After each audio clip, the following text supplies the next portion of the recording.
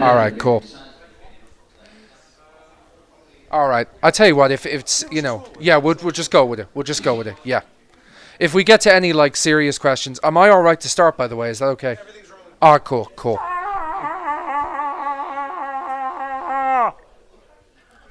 That's as great a break corner as any. So sitting here once again. Well, for the first time for Munch Nova Radio, but for the about the seventh or eighth time for myself, with Mr. Ron Bumblefoot Thal here in Trillians this evening in Newcastle. Mr. Thal, it's good to see you. Ron, how are you? Good, good. Great to see you again. And it's nice to be. I've heard a lot about this place, heard a lot of things about it, and it's looking forward to getting all nasty and face-to-face with everybody. When you say you've heard a lot of things about it, you mean like Newcastle in general or Trillians? Because you played in Newcastle before. Yeah, I've done O2 and I've done with GNR. Yeah. But this venue, wasn't this the venue that Lemmy was sort of championing to keep it afloat? And that's what I was hearing, that like things like that. Like I heard that this place has a lot of good local rock music history going on to it. Like a lot of feet touch this ground. Yeah, totally. There's a poster or kind of an art display on the way to the restrooms. If they ever give you a chance to go to the toilet this evening, you might on the way. Yeah, well, on the left-hand side before the gents' toilets, there's like a poster of the story of gigs, and it's like all the bands who've ever played here, including, might I add, a gentleman called Gilby Clark. I don't know if you're familiar with Gilby. Sure, sweetheart, yes, of course. Yeah. Have you ever met Gilby, actually? Many times, yeah, many times. Cool, cool. So the UK tour. Why now? What brings you here?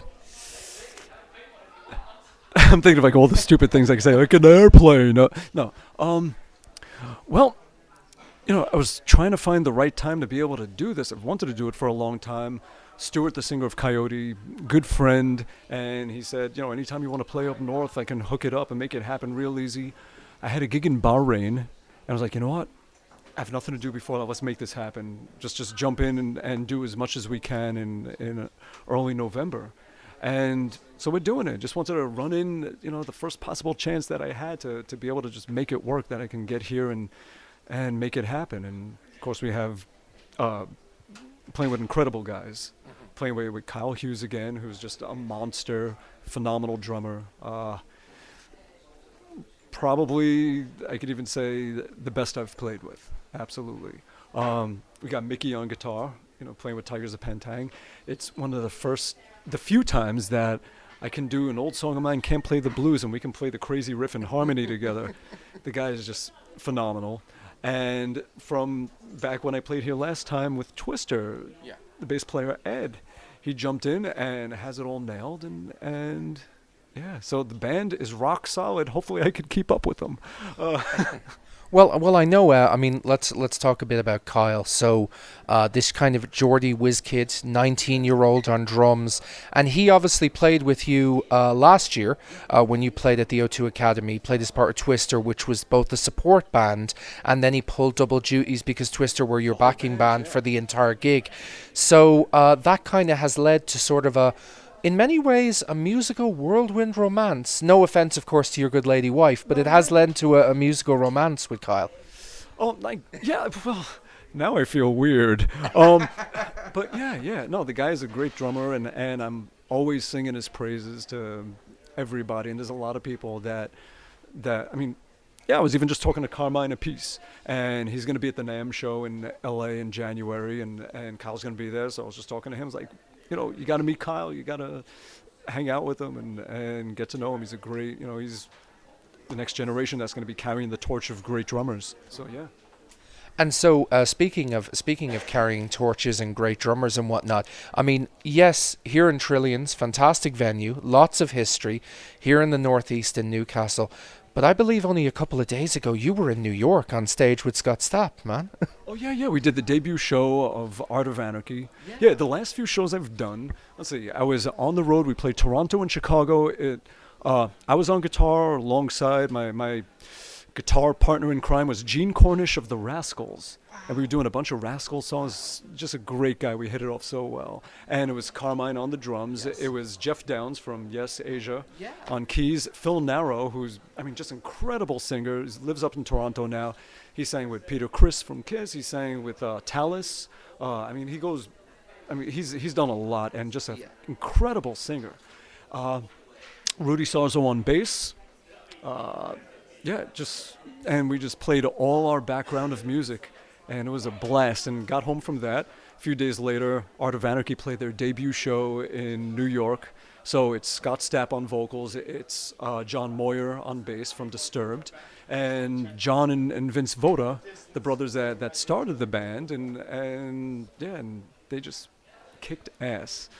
The Vodas really, they were great. So we did that, and then here we are, yeah. That's pretty cool because because John is actually here with Disturbed in January, part of obviously Avenged Sevenfold in Flames playing at the Metro Arena. So yeah. So tell us, I have to ask a little about Scott because in all honesty, there's been a lot of reports, especially last year in the media. There was a big thing about Scott and sort of where he was headed and what he'd done with his career. How is he to work with? How is he getting along? Is he feeling better from the reports that I've read? Yeah, he's fine. He's top of his game, singing better than ever. He's got a great support system, wonderful family, friends, everybody. And everyone's, rooting for him. Everyone is very happy to see him get through the challenges that he had. And look, we're human. We all go through something. When a lot of eyes are on you and it's public, sure, it becomes something people really talk about. But he's fine. He's good. Yeah. That's cool. And your first singer for the Art of Anarchy album was, of course, the late Scott Weiland. What was it like working with Scott? And I'd been lucky enough to see him play a few times with Velvet Revolver, which of course brings it full circle with the Guns N' Roses Association. But what was it kind of like working with Scott sort of then, and certainly given that it was he's obviously not doing any more projects now, but that's what I mean from that point of view. Scott Weiland, he was great. He took the music. He had free reign to do whatever he wanted with it. And within a month, we had 10 really interesting songs, really good songs. It didn't get past that, though. That's the thing. And it's a fresh start with Scott Stapp, which is good. And we're doing it as a band. We're together, building everything from the ground up, every part of it. So... And you can hear it too. You can hear in the new stuff, it has a definite direction musically. It has a definite personality. So it's good. Cool. And so tonight, where are we going? Where is this tour taking you? What can we expect to hear? Where else are you playing in the UK? What's going on? So tonight, we're going to be doing... we have 16 songs ready to go, which might end up being a long night. I got to see. We might have to... We'll see if how much we can get away with. All Bumblefoot material we're gonna do. I'm gonna be playing a bunch of songs that I've never played live before. A lot of things off the last Little Brother album that had just come out a week before when I played here the last time I was here.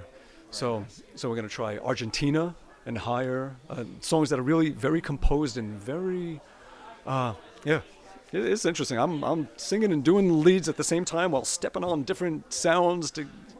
So I'm tap dancing up there, and it's working. We've been doing it at rehearsal, and it sounds good. It's working. So we're gonna do that. When we finish up that, then Coyote plays. Then Bumblefoot Band is playing, and then after that, we got some friends that have come up from Greece, that mutual friends of mine and Stuart from Coyote, and we've done gigs together in Thailand and in Corfu, Greece, and they've come out from Greece to play.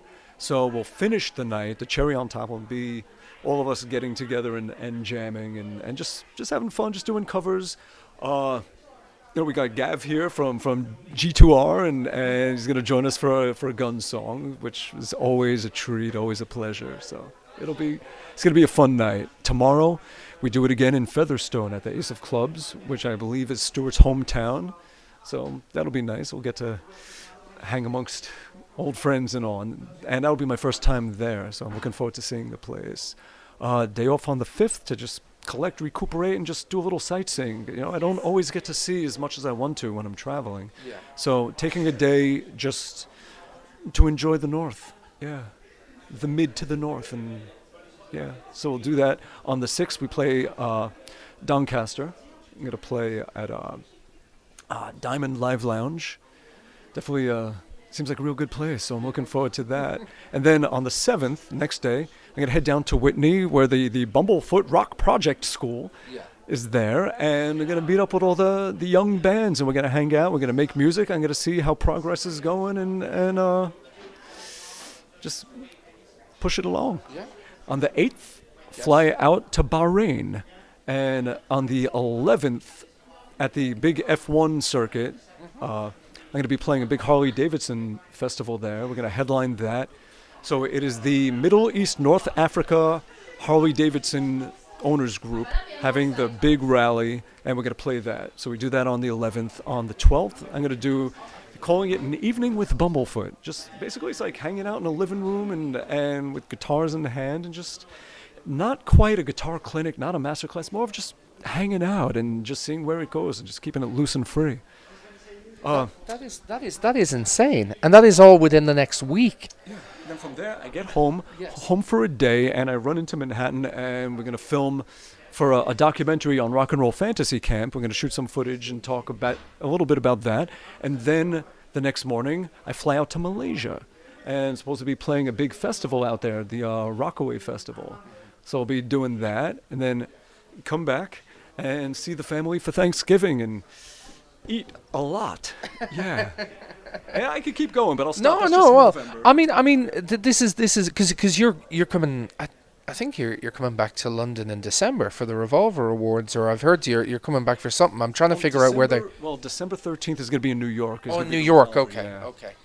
But the end of the month, I'll be meeting up with Rob Carlyle from the Compulsions, and we're going to do a bunch of work on his album, and I'll be laying guitar tracks for that as well. So yeah.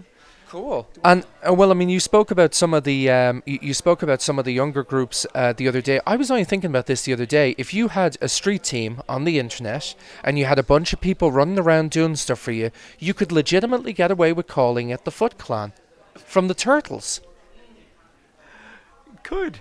Absolutely could. I was there going, oh my God, why has nobody done this before? And why? Maybe we need to do that then. Yeah, the Foot Clan. So I'm not sure if we'll get in trouble for talking about it at this point, because we're not sure where things are going. But speaking of filming, this is being filmed in a visual sense, and the gig is being filmed tonight by the wonderful people at EzeasPi Productions. Yes. Should take some time to mention them, I think. I think we should take a whole bunch of time to mention them. EzeasPi. You guys reached out, and I was very happy to connect with you all. Now I'm speaking directly to EzeasPi. It was really wonderful to connect with you all, and thank you for making this happen and for documenting this moment. And now we all have to play really well, and the pressure is on. So thank you for that. But you know what? That is the world we live in now. Everyone's got to be on top of their game. And I was talking about it with the band yesterday. We were talking about how different audiences are, and they said, what do because Tigers, they had just come back from South America, and we were talking about how enthusiastic and passionate and wonderful the crowds are there, and how they just love having a good time. And he was asking me, well, what do you think about crowds in the UK? And I told him, I said, you better do the right thing, or they're going to let you know it. That's one thing about the UK, is that if you're not good, expect what's going to come from that. So you better be on top of your game, and you better be prepared, and you better do the right thing, and you better respect the crowd, because they're not going to stand for anything less. And the truth is, they shouldn't. Nobody should.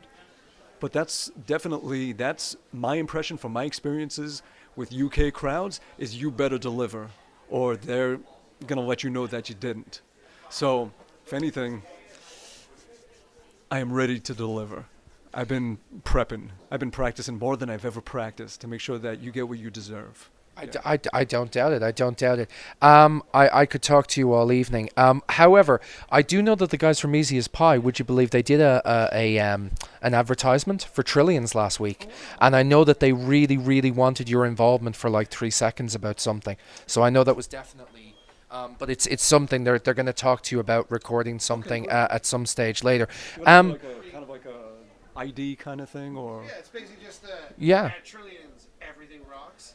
Cool. So what I'll do is because I've seen. Trillians where everything rocks, that kind of thing. Yeah. So what you've already recorded it. No. What I'll do is so one last question before I once again bother you for guitar picks and all that, the usual rubbish. Excellent. Thank you very much. Tell me when you look at this stage of your career, we talked last time that you were here in Newcastle. We talked about sort of thank you. We talked last time. Lovely. We talked when you were here last time about this stage in your career and this point of where you are and where you're headed. Do you ever kind of stop to sort of think about sort of stages in, or do you just let what happens?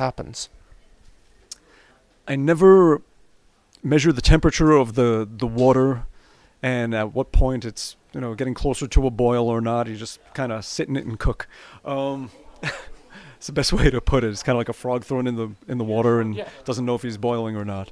I don't think about that. I just honestly I don't think career-wise. I just think, what else can I give the world before I can't? And that's really it. That's what it's about, and that's really how musicians think. It's just a question of how much more can I do? What more can I leave the world with? What can I give? And you're just always thinking about the next thing that you can pull off without collapsing. How much more can you do? And it's in a way, it's almost like this sickness. It's like this drug. It's like, how much of my guts can I pull out, and how much soul can I, because it all rejuvenates. You get more guts, you get more soul. You can just keep giving and giving. So yeah, you just think about, what else can I do to leave the world with a little more of a smile. And that's it. So I don't think about it career-wise. I don't think about how much money did I make or not make or this or that stuff. It doesn't matter. You can't take that shit with you. The only thing that matters is what's there when you're gone. It's not about you. And that's the thing about being a musician. And you'll look at most musicians, they're making albums to be released after they die and stuff like that. Because it's for others, and that's the purpose of what you do. That is your calling. That is why you are here. That is why you've devoted your life to this, because there is something that is more important than you that you feel you have to do. So as far as that question, when I look at my career, I don't. I just keep doing what I feel I'm supposed to be doing and do as much of it as I can until I can't. That's it. That's simple. That's beautiful. And to think I was going to end the interview on a joke, asking whether you or Buckethead are better. Really? Well, I was only going to say that because the cameraman is a really big fan of Buckethead. Well, you don't have to choose. You can have us. You can have us both.